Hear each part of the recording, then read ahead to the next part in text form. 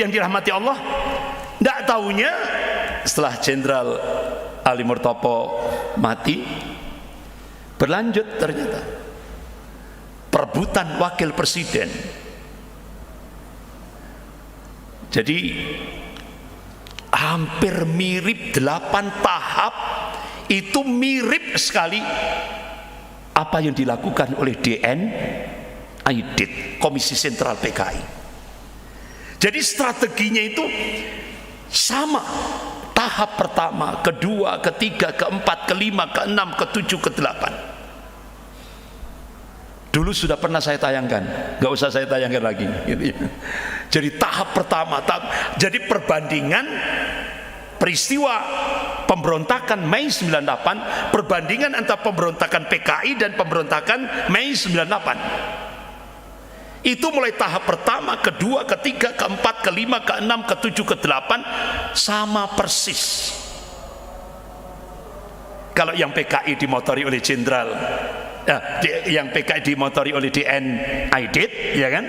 Kalau yang ini dimotori oleh Jenderal LB Murdani. Sampai puncaknya terjadilah peristiwa kerusuhan Mei 98. Tapi yang dijadikan kambing hitam siapa?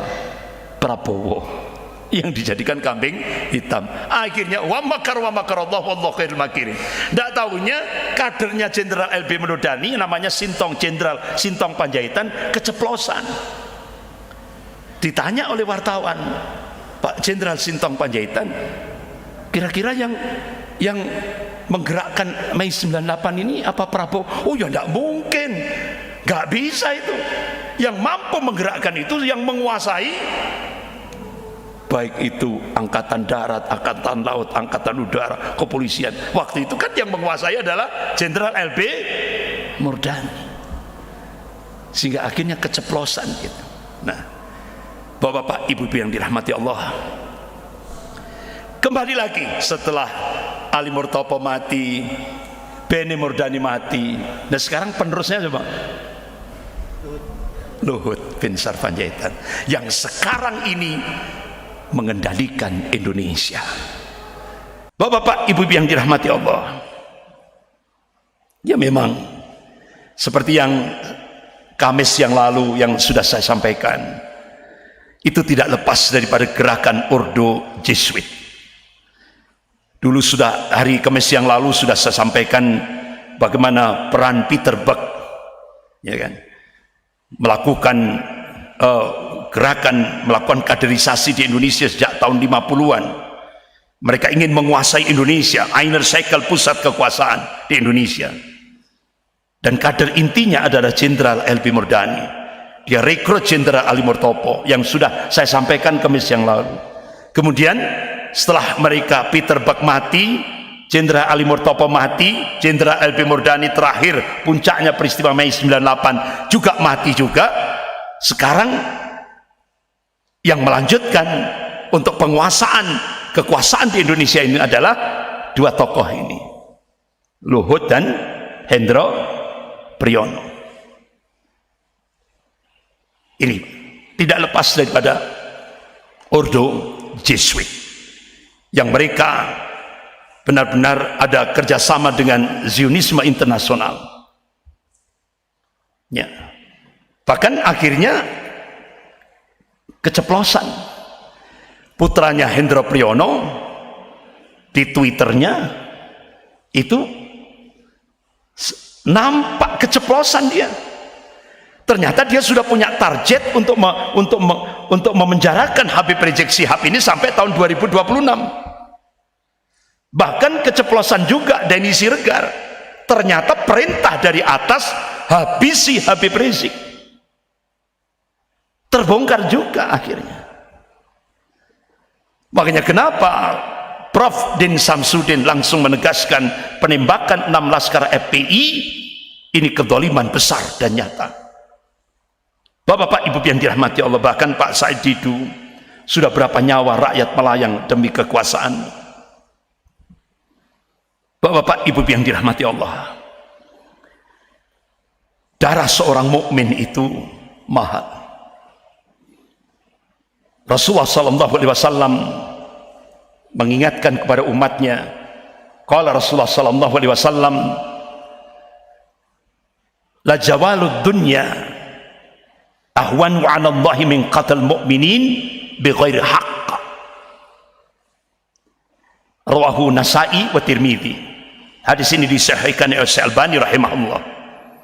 Jadi hancurnya dunia ini itu lebih ringan di sisi Allah daripada terbunuhnya seorang mukmin tanpa alasan yang hak.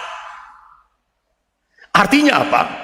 Allah dan Rasulnya mengabarkan bahwa darah seorang mukmin itu lebih mulia daripada dunia dan seisinya.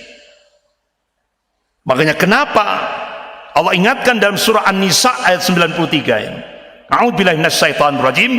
Wa may yaqtul mu'minan muta'ammidan fajaza'uhu jahannamu khalidan fiha wa ghadiballahu 'alaihi wa la'annahu wa 'adda lahu 'adzaban 'adzima.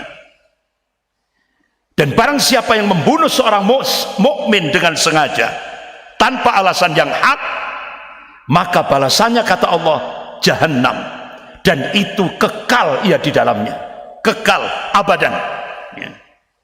Dan Allah murka kepadanya dan mengutukinya, serta Allah siapkan azab yang lebih besar baginya. Makanya kenapa kalau ada seorang mukmin dibunuh tanpa alasan yang hak, Allah perintahkan tegakkan hukum qisas, bunuh dibalas bunuh. Itu perintah Allah Subhanahu wa taala. Bapak-bapak, ibu yang dirahmati Allah, kita hanya bisa berdoa kepada 6 syuhada ini. Allahumma ighfir lahum warhamhum wa'fu anhum. Ya Allah, ampunilah dia, terimalah amal ibadahnya, ampuni dosa-dosanya ya kan? Dan mudah-mudahan Engkau masukkan ke dalam surgamu ya Allah ya. Apalagi Rasulullah sudah memberikan kabar fadilah orang yang mati syahid, insya Allah Allah akan berikan izin kepada dia untuk memberikan syafaat sab'ina min ahli baiti, pada 70 anggota keluarganya. Bapak-bapak, ibu yang dirahmati Allah, doakan 6 syuhada ini. Dalam kita sisipkan doa-doa dalam doa-doa kita, dan mudah-mudahan insya Allah ya, Allah selamatkan. Mudah-mudahan 6 syuhada ini bisa membangkitkan umat Islam dari tidurnya. Karena apa? Negeri ini sudah dijajah ya. Umat Islam dan 6 syuhada ini, Masya Allah, benar-benar seluruh umat Islam se-Indonesia dibangkitkan oleh Allah Subhanahu wa taala ya. Dan kita berharap kepada Allah, kita tetap berjuang menegakkan al-haq. Tapi insya Allah, yakinlah kezaliman itu akan dihancurkan oleh Allah sendiri.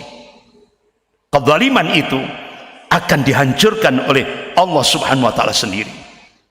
Kita cuma diperintah oleh Allah dan Rasulnya taat dan istiqamah, amanu wa taqwa dan istiqamah, taat dan istiqamah. Kezaliman itu haknya Allah nanti. Istilah orang Jawa, Gusti Allah mboten sare.